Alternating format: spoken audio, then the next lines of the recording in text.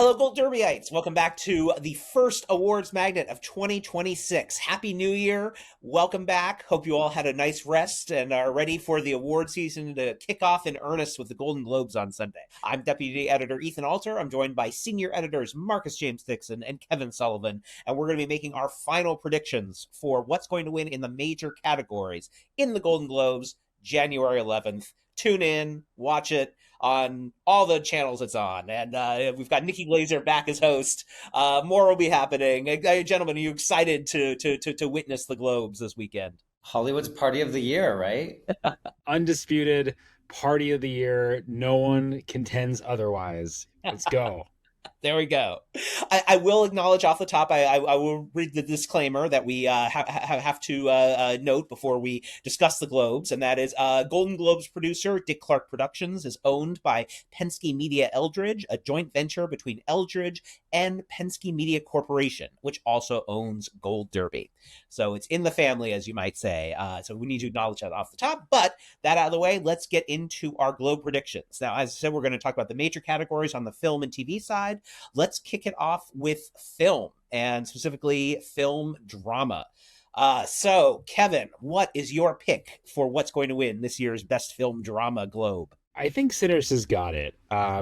It's an interesting category because, I mean, splitting it between comedy and drama, you haven't really had Sinners had the opportunity to kind of step out of the shadow of One Battle, which I'm sure we'll be talking about shortly. But there has been a lot of momentum for the movie in general. We've seen that with the Actor Awards nominations that just came out. I think this is Sinners to lose. I mean, yeah, and Warner Brothers is so smart for splitting Sinners and One Battle apart so that they don't compete against each other here at the Golden Globes. And it really could have gone either way. Like Sinners could have gone comedy musical. There's a lot of music in it. One Battle could have gone drama, but here we are. Sinners is a drama according to the Globes. And I think it's got this. I mean, maybe Sentimental Values in second place. We're recording this on the day of the Critics' Choice. On the day of the SAG nominations, the Actor Award nominations. Yeah, what are you talking about? And it didn't get they're anything. The Actor Awards, Marcus. They're the Actor Awards.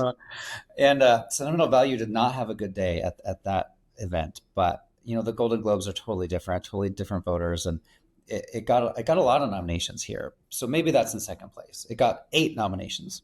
Ethan, I wonder if you see any kind of dark horse here. That's kind of what I'm curious about. Yeah, that's the thing. I mean, the only one that jumps out to me is It Was Just an Accident, just because of the story behind that film and Jafar Panahi's stature in the international film community. That's the only potential one in my eyes that I see as a spoiler. And I have been thinking along that Panahi is sort of the lock to win Best Director in a lot of these categories. But otherwise, I think I'm on board with both of you. Just Sinners is the dominant one right now, with One Battle cleared out of the way very smartly. Warner Brothers is going to have a very, very big night by splitting both of its two contenders into both of those categories. That's the post party to go to, the Warner Brothers party after the Golden Globes. They're going to have so many trophies in their hands. I don't know if it's got winner potential, but looking at the nominations, you're talking about spoilers. I think the spoiler of the season so far has been Frankenstein, which is landed kind of awkwardly with critics out of the festivals, but I think just really found an audience on Netflix, not to be slept on. I don't know if it's got full spoiler potential, but I think the odds right now are kind of underestimating us a tad, because I think what we've seen from voting bodies so far is that people like Frankenstein a good deal more than maybe the conversation is reflecting. No, that is a good point. It certainly has been a steady presence. We saw it at the Actor Awards today. Speaking of the Actor Awards, that wound up getting a Best Ensemble nomination, which is a big surprise. People were not expecting Frankenstein to be in the Best Ensemble play. There certainly is a groundswell out there for that, at least in terms of nominations. The big question is it enough of a consensus favorite to win? And right now, it seems like One Battle is just Sinners, outside of the One Battle conversation, is a consensus player in the same way these organizations come together on one movie, and Sinners seems to be that movie in that case. Yeah, in terms of movie monsters, I think Dracula's beats Frankenstein's every time, if we're going to use our very casual parlance there. I think, yeah. For sure. All right, well, let's jump to Best Film Drama Actor. And Marcus, tell us if you think why it won't be Michael B. Jordan for this category. I mean, I think he's got this, and I think they should just give him two Globes because he played two characters. I mean, that seems fair, right? I think so. Second Yeah. second place, I have Wagner Mora. He's really popular, and his movie Secret Agent did get in for picture as well. But I do think this is Michael B. Jordan's to lose. I mean, he's so cool. Everyone wants to hang out with him and be him. Let's just give him a trophy. Yeah. Agreed. Yeah, Season- I'd be interested to see. I would be. This would be an more interesting category if we had some creativity with the categories of like is Smoke going lead, is Stack going supporting. There we go. I would like to see that. I think there's an argument to be made there. Yeah, I love Wagner Moore in the Secret Agent, but I think that could have been a win of the Golden Globes of old with Hollywood Foreign Press Association. I think maybe a little bit more muscle behind an international candidate like Wagner, but I think he absolutely deserves to be up near the top of the conversation. But I think I agree with Marcus on Michael B. Jordan. I mean, one of the most popular actors alive is in this category, Dwayne Johnson. Is it possible that he could upset? I'm just saying, I think Gold Derby has him way down. He's probably more in the middle.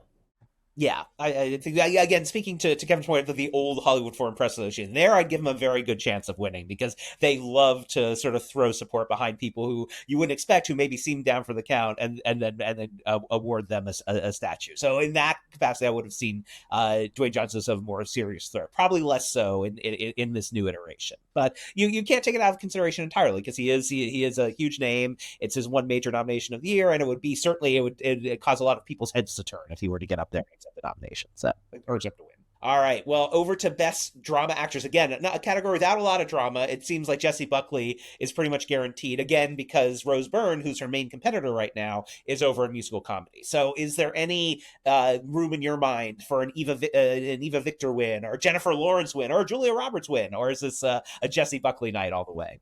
Jessie Buckley lost a lot of those Critics Awards heading into the season, and I was starting to get worried. I think on a previous podcast with you guys, I said she was a lock, Jessie Buckley, and then she lost a few things here and there. But at the Critics' Choice Awards, it was her versus Rose Byrne, and Rose Byrne had won a lot of those early prizes, and Jessie did take it out. She took out the win.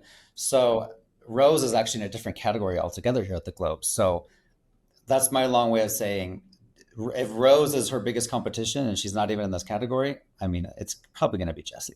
Yeah, I think with Rose Byrne out of the category and Sentiment of Value not really kind of delivering on some of the earlier promise that I was showing out of the film festivals, I think Jessie Buckley kind of has this as what might end up being kind of the token win for Hamnet this season. Yeah, I think she pretty much seems set for this one. Poison. The one thing could be if Renat Renciv from Sentimental Value winds up having that groundswell support for that movie comes back, she gets pushed in there. But I think Jessie Buckley is most likely has this one locked up. Let's flip over to the equivalent category in comedy musical, since we mentioned Rose Byrne there. Is Rose Byrne certain to win that one? She's won a bunch of Critics Awards. There is Cynthia Erivo in the mix there. There's Chase Infinity. So there is some stiffer competition for Rose. It's not just a head-to-head against Jessie Buckley. So is there a chance for someone else to slip in there? Kevin, what do you think?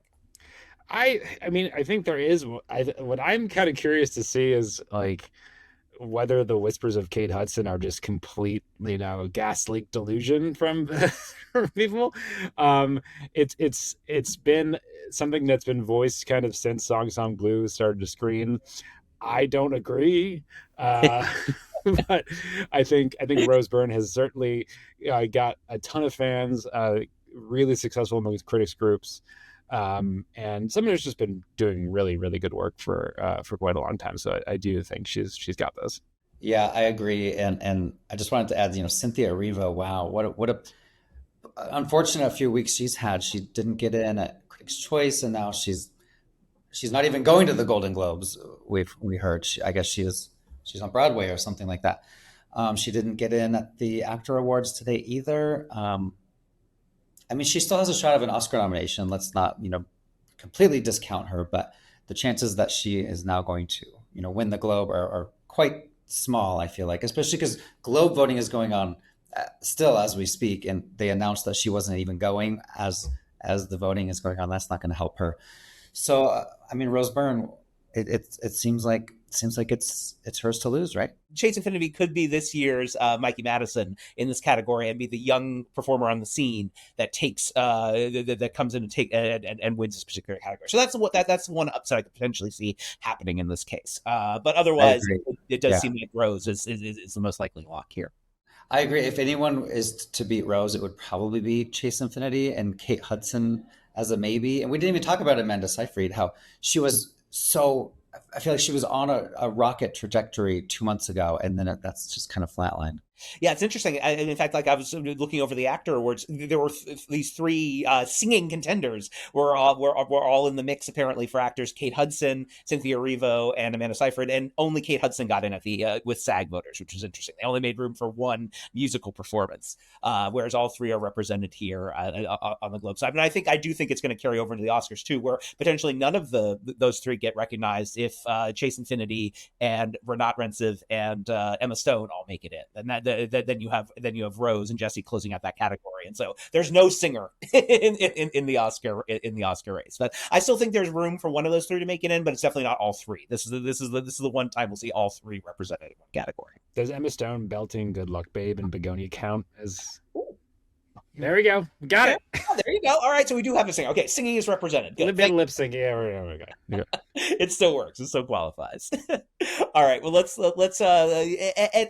the great Timothée Chalamet versus Leonardo DiCaprio discussion now for the actor side of comedy musical. Timothée Chalamet just had a big night at the Critics' Choice Awards. He seems to be on a roll now that Marty Supreme is out there in the world. People are seeing it, responding to it. It's doing very well. He opened the movie, an original ping pong movie on his own name. Does that give him extra boost now? Is this going to be the thing that powers DiCaprio win, Marcus? What do you think? But someone told me the other day that ping pong is offensive. Is that true? I don't want to offend anyone. Is it table tennis is more respectful, I believe. I don't want to offend anyone in the sports community.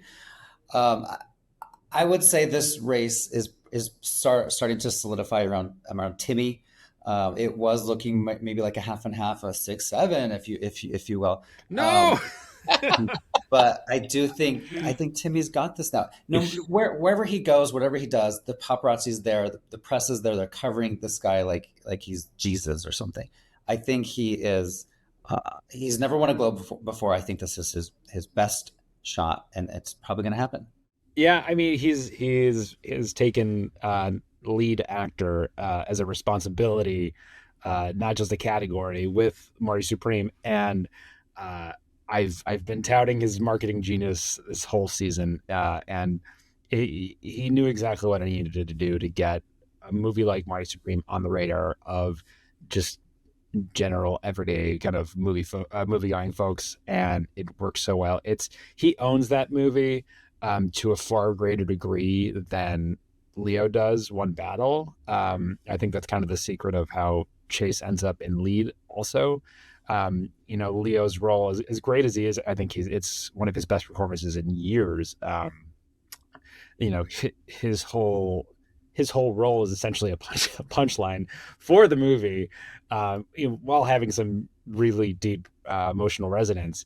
But I think the way that Timothée Chalamet is at the center of Marty Supreme, and very conversely from Leo in One Battle, actually driving the story of Marty Supreme, they are funny kind of counterpoints in that way. I do think that kind of role within a film might tip the scales towards Chalamet. And it has been interesting to note a lot of the precursor ceremonies in terms of while One Battle's done really well in acting nominations, it's less so in acting wins. It does seem like voters are breaking different ways in the acting category. So that could continue here. It could be the consensus choice as a collective group, but maybe not so much on an individual performance level. And again, to your point, Kevin, Timothée Chalamet carries Marty Supreme so essentially and effectively, whereas DiCaprio is, as good as he is in One Battle, it's one part of a tapestry of many great performances. So it makes it hard to single out in that way, to say that it's his movie in the same way that Marty Supreme is Timothée Chalamet's movie.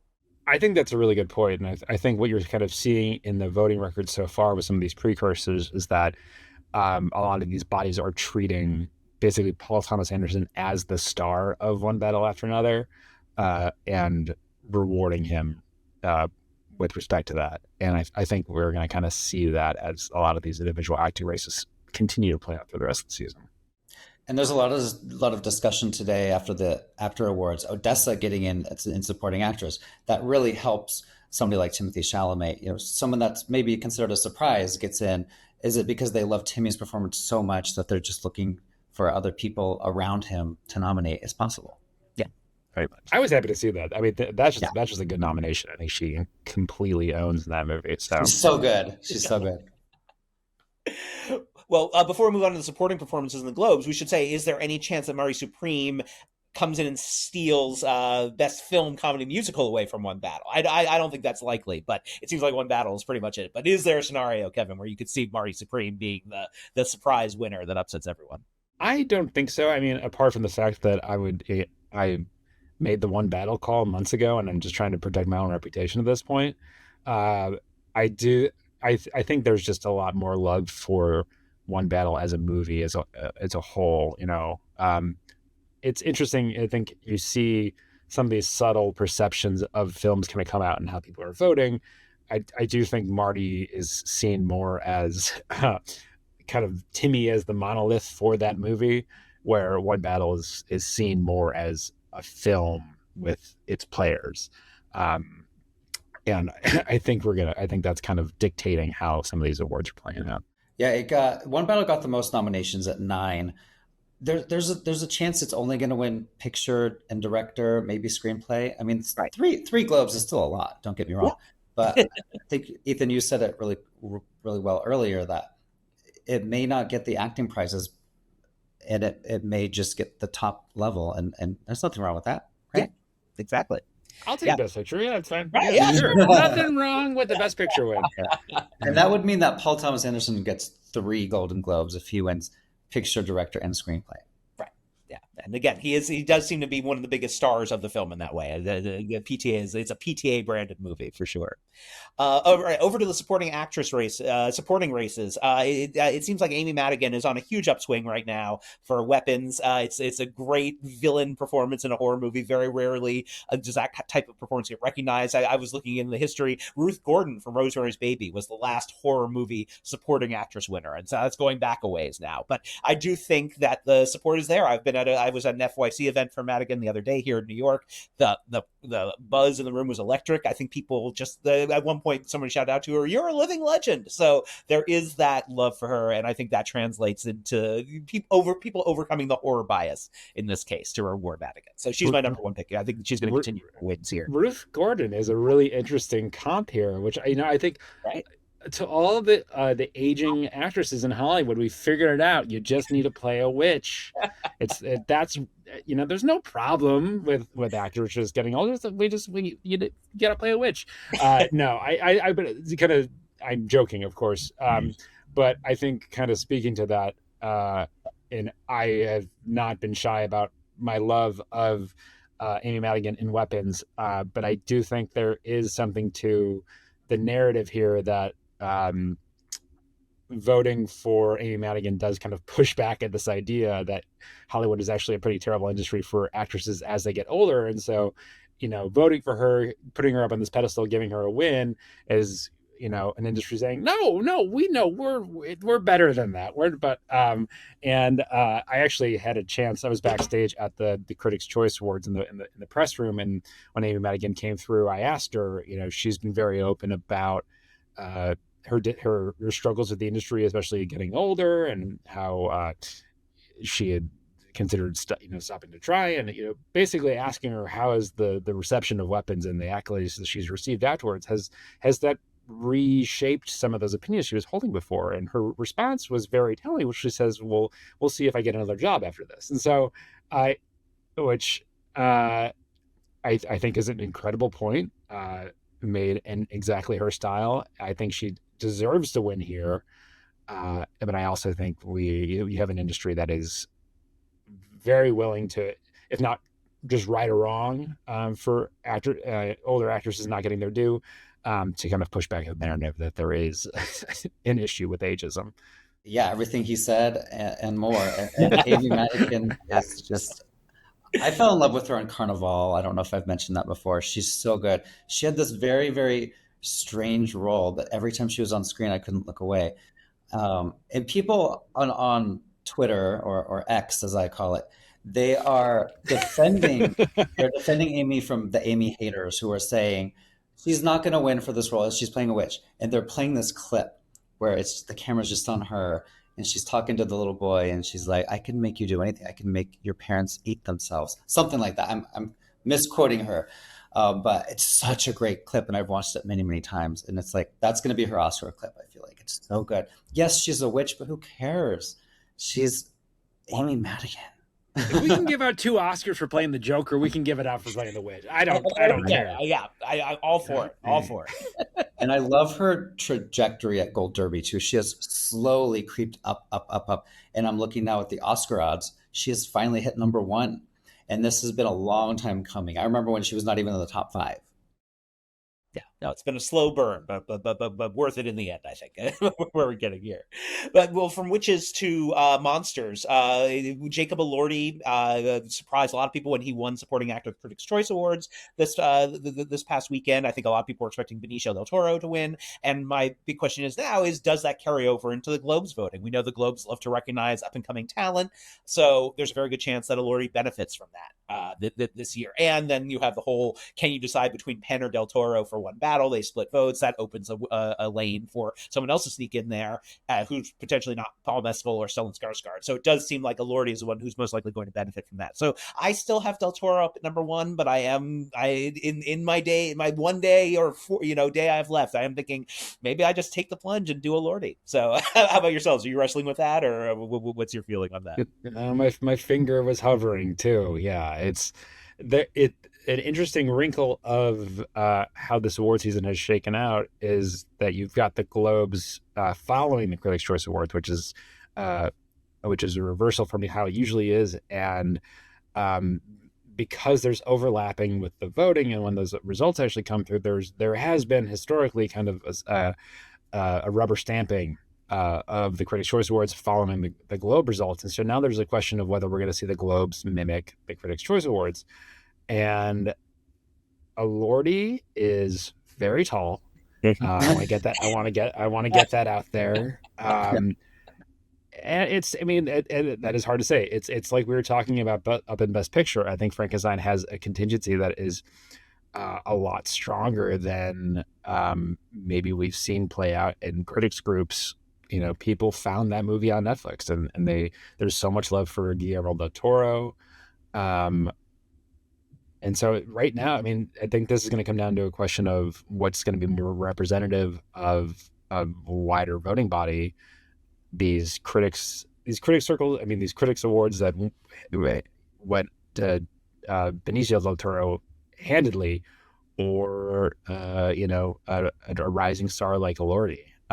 Very interesting to see. But I go del Toro, but I would not be super shocked to see Elordi up there.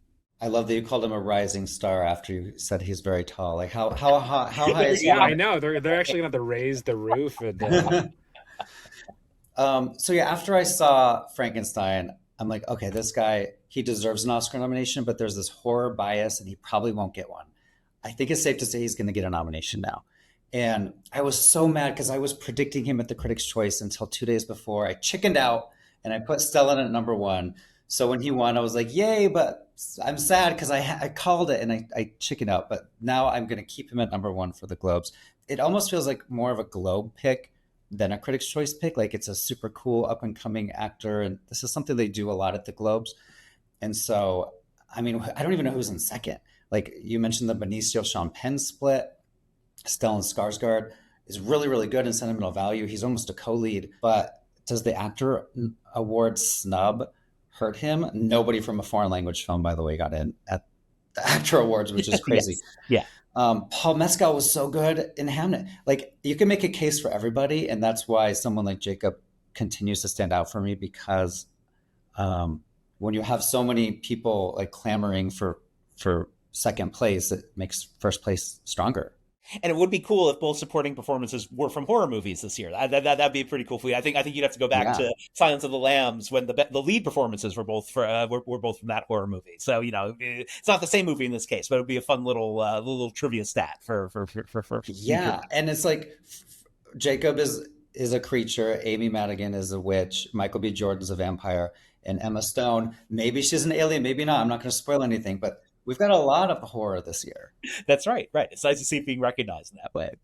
All right, well, let's cap off our movie discussion with a quick best film director check-in. I have Jafar Panahi still number one based on the international reputation, but the Paul Thomas Anderson thing is hard to overstate entirely, given as we talked about the movie is very much his brand. Do you see PTA as winning, or do you think there's a chance for a Ryan Coogler or a Panahi in this case for this category, Kevin? I go PTA. I think that is essentially the movie of the year in a kind of undeniable way. I mean, we'll see. But I think it kind of just goes hand in hand. I think you give best if you're giving best picture to one battle, you're also going to give it to Paul Thomas Anderson. I don't necessarily see director and picture getting split up this year just because of how strong the association is between director and film here. Yeah, no, good argument. Yeah, I agree. I've got Ryan Coogler in second, which is funny because for screenplay I have Sinners in first and One Battle in second. So I could see Sinners winning directing and screenplay, or I could see One Battle winning both, or I could see those two splitting. But right now, yeah, I've got PTA for director.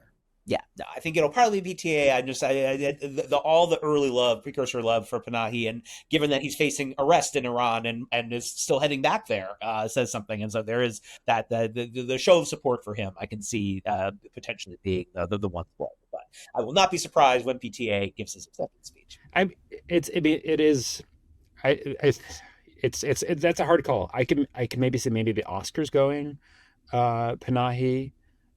Because of how much the international contingent has grown within the Academy in recent years, and the narrative is so strong, and also that movie is just so Great damn movie too. good. Yeah, I didn't even decide yeah. And just like in a really compulsively watchable way, and you really do feel his hand there, not in a pejorative way at all. I think we'll see how this goes, but I think this might be a trickier conversation. Even if Paul Thomas Anderson wins at the Globes, I think this is a debate to be had ahead of the Oscars, barring Panahi getting in. All right, let's jump to TV, and we're going to kick off with drama series. This is Marcus's time to shine here, and I should say, Marcus, I finally had a chance to watch some of Pluribus, so this is Okay. how for my first two calls, which is drama series and TV drama actress. I think the Globes are going Pluribus in both of those categories. I think we're going to have a new show on the block to kick off the year. They're going to be the ones to do a Rhea just won for Critics' Choice Awards, but I think that they're also going to recognize the show for drama series. So those are my pick in both of those categories. Do you agree? Or do you think there's because I know it's your favorite show of last year? Yeah. So I do love Pluribus. I love it a lot. I love The Pit a lot too, but Pluribus has a little bit extra love because it's so original, and I love original shows and programming. Um, I thought Pluribus was a little too weird when I started watching it, and I'm like, well, she's probably going to get in at these award shows, and the show is probably going to miss out. But now the show is getting in at everywhere except for the actor awards. But there were only three people in that ensemble, so of course it wasn't going to get in for the ensemble. But she did get in there. So at the Globes, we often see a lead win and their show win, kind of like a matchup, like a team. So the question is it going to be Ray Seahorn and Pluribus both win, or is it going to be Noah Wiley and The Pit both win? I don't know. And I could see either way. Right now, I do have Pluribus at number one for drama series. I have The Pit at number two. I think it's going to be one of those two. But do the Globes want to look like a copycat of the Emmys? And that's where I'm leaning. That's why I'm leaning toward Pluribus, because, like you said, they could be the first one to reward this brand new show.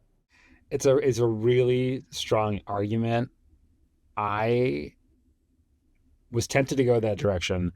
I do think that The Pit returning for season two, just as voting is winding down and the reviews for season two being uniformly very, very good, it might be hard to deny. The Pit is just such a popular show that I think you could cut into some of the enthusiasm for Pluribus just because of it, there was some divisiveness there. So it will be interesting to see. I mean, it's absolutely could be a coronation for Pluribus, but there's a good argument to be made for the Pitt.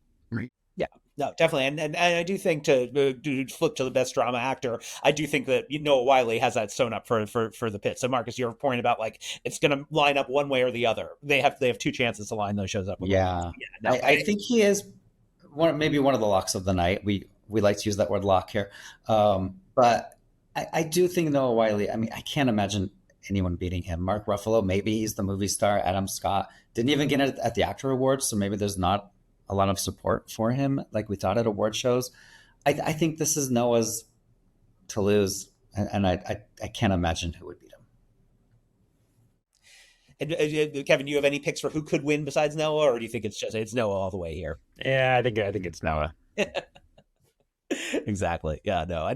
But to your point about the Pitt coming back, that does give it a benefit. But I'm also thinking Vince Gilligan has said it's going to be a while before you see Pluribus again. So that now's the chance to recognize it, because otherwise it's going to be another 3 years before we get that. We don't want to wait that long. Let's give them their awards now. It could be the other thought there. I hate waiting 3 years. Stranger Things made us do that. Severance made us do that. Stop. Just give us our shows. Right, exactly. Well, one show we know is coming back over in Best Comedy now is The Studio. They're already filming season 2, so that's going to hit either end of this year or more likely early next year. So we know we'll be seeing that again sooner rather than later. I think that show dominated the Emmys. It seems certain to repeat for comedy series here, and Seth Rogen most likely winning comedy actor as well. Those are my 2 picks in both those categories. Marcus, are you on the same page, or do you think there's an upset? Brew it. Yeah, I'm pretty confident that The Studio is going to win this. It's not only is it really, really good, it's like a Hollywood satire.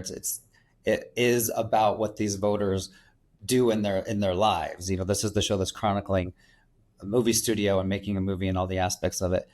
And I mean, maybe Hacks is in second, maybe Only Murders. I don't know what's in second. So this is The Studio, right? Yeah, I think so. Yeah, the only category can't win is Best Actress, because there's no lead actress category to be in that category. So that's where Jean Smart's going to repeat again there. I think is the other, I think, lock of the night. We can agree is that she's going to continue to clean up for that show. Yeah, is that already engraved? Like, do we think they're like we should save some time? Right. I'm doing a protest vote.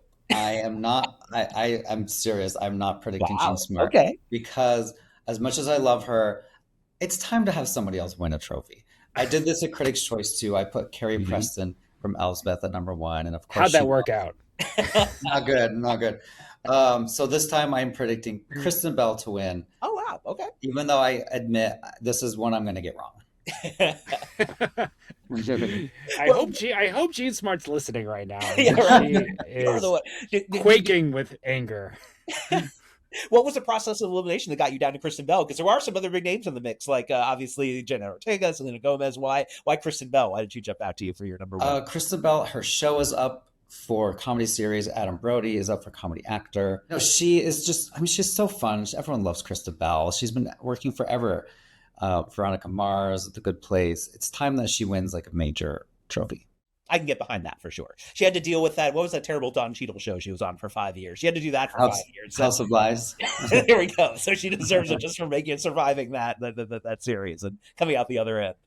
All right, let's go on to limited series. Now here, the sort of big elephant in the room all along has been Adolescence. So that's certainly that dominated the Emmys. It did very well at the CCAs as well. Is that going to continue at the Globes, or is there a chance again, in the same way that I'm thinking Pluribus, they take a chance to anoint something new? Is there a chance that they go in for a new show here instead of just repeating the Adolescence win? Marcus, do you have any feeling on that front? The only thing I would add is it's going to be Adolescence, but if they do a new show, it's probably all her fault, because the show is very popular online, and Sarah Snook obviously just won the Critics' Choice Award, so I think that would be in second place. But I mean, it's I can't imagine Adolescence not winning this trophy for Best Limited Series. Yeah, it has just really seemed unbeatable. I had to laugh to myself. I think Stephen Graham got up during the CCAs and said, "Well, we really didn't see this coming." I was like, "Dude, dude, were you not?" I'm pretty sure you were at the other award ceremonies. I see this coming, and I do think Adolescence has got it. Yeah.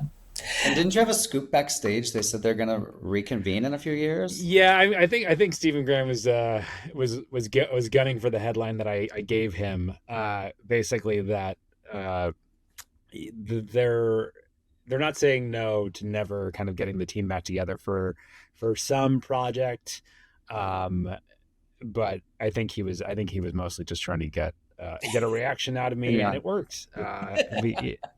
So who's so Owen Cooper going to kill next? I can't I wait. don't know. Yeah, stay tuned for adulthood, and or like Midlife. another season of Monster. Maybe he'll do like a monster crossover. And so yeah, we'll see. That's great.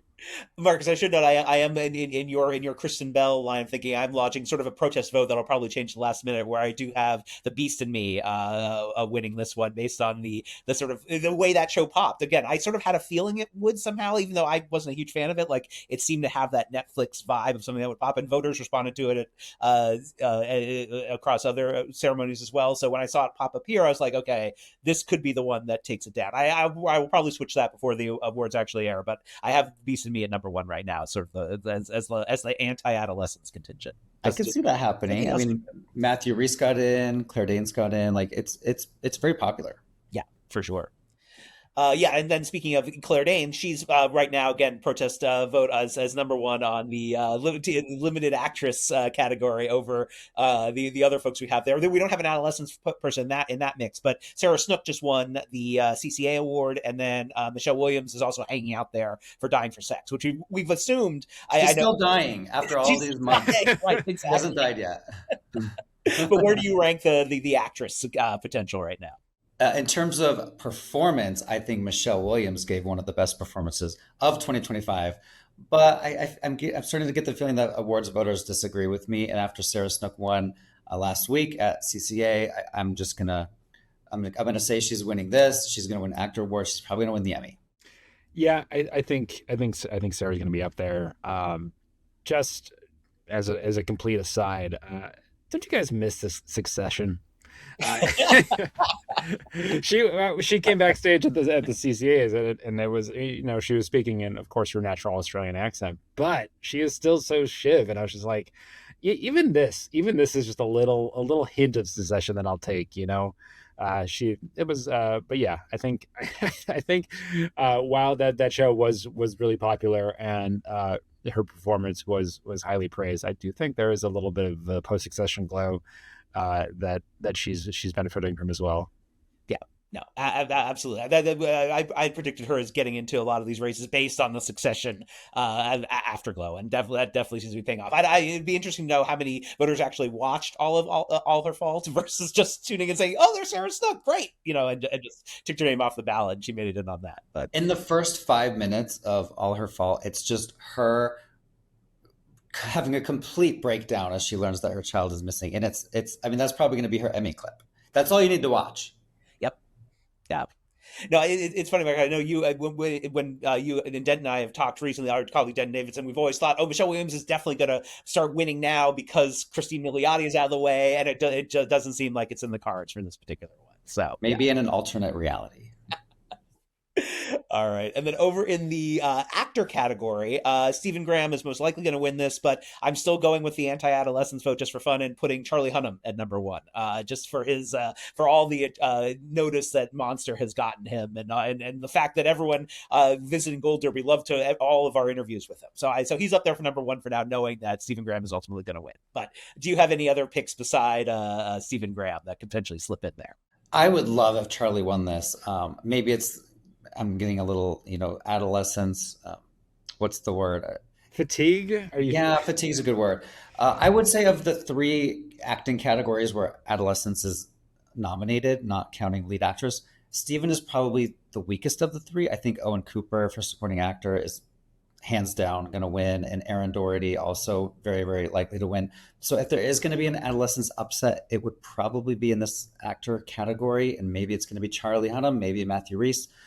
What if it's Jacob Elordi? What if he wins twice for Frankenstein and for The Narrow Road to the Deep North? I don't even know what it's called. Yeah. It's Are you sure? possible. The deep road to the narrow north, no one knows. Yeah, but until Stephen Graham loses, I'm gonna keep predicting Right. him. Yeah, I think Stephen Graham's got it. Charlie Hunnam was certainly doing a lot of acting. I have not seen Monster, but some of those reviews are pretty vicious. I don't know. We'll see. I mean, I think, um,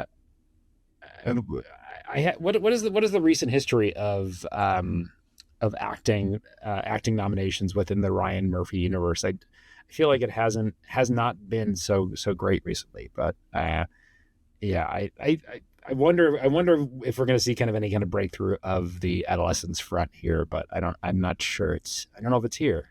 Yeah, I think that it probably completes its run, and then it'll have swept everything, and then we can move on when the Emmys start up again. We won't have adolescents in the mix at that point. Yeah, I will say on the TV supporting actor front, yeah, and supporting actress, I have Owen Cooper and Aaron winning those categories. I didn't even bother mounting a protest vote there because they obviously have this sewn up, and both are very, very good in the show. And again, Owen being one of the youngest performers ever to win is also a great narrative. So I didn't bother there. They have it. The supporting wins are definitely going to happen. There's an interesting argument to be made about Tremel Tillman in Severance. They kind of have gone. He and Owen Cooper have kind of gone blow for blow as they've been put in separate categories for either limited or just drama series. They both have kind of racked up wins. So it will be interesting to see. I think there is a lot of love for Tremel. Just a really great performance, a ton of fun, and I think his performance and his character in Severance was a big part of what made season two, kind of the deepening of that lore and that world, really kind of hook. So it will be interesting to see. I do have Owen winning, but I could see Tremel getting up there as well.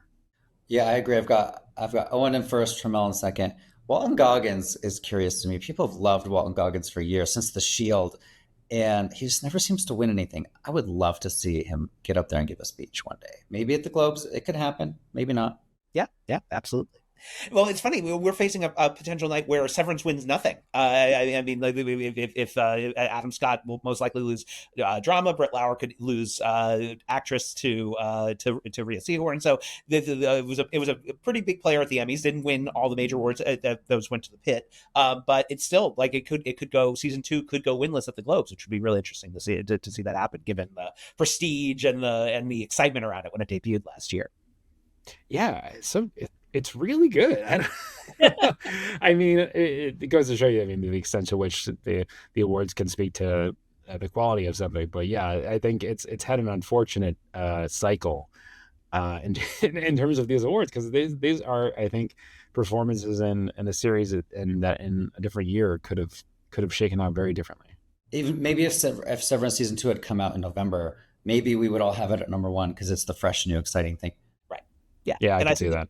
The Pitt thing really did catch it off guard, because that was a show that it came in with much less buzz than Severance did, but it built over time instead of coming in with all the buzz and then steadily getting supplanted by other shows that had buzz. So yeah, that's always the push-pull when it comes to these things, for sure. But yeah, it'll be exciting to see, once we're clear of adolescence, what the next big limited series will be. There are some really good contenders coming down the pike in 2026, so I'm very excited to see what the Emmys choose to.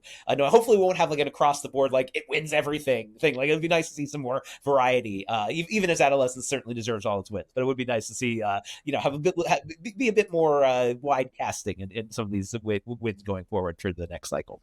Alrighty, well, those are our Golden Globe picks. Final predictions for the Golden Globe ceremony on Sunday night. Be sure to tune in, watch along. You can hold us accountable afterwards, and we'll soon be back to talk about Oscar nominations, which are coming on January 22nd, believe it or not. So the season is just getting more and more intense as we go along. Thank you, gentlemen, for joining me today, and be sure to send us any thoughts, questions, comments, voicemails to awardsmagnet@goldderby.com, and we'll be back in your ears and your feeds soon. Take care. Thanks for listening to Awards Magnet, Gold Derby podcast. Like what you heard? Leave us a review wherever you listen to podcasts. Awards Magnet is produced by Andrew Merrill. Our logo is designed by Chelsea Sakura. Please like and subscribe to stay on top of all the awards news, and email us at awardsmagnet@goldderby.com.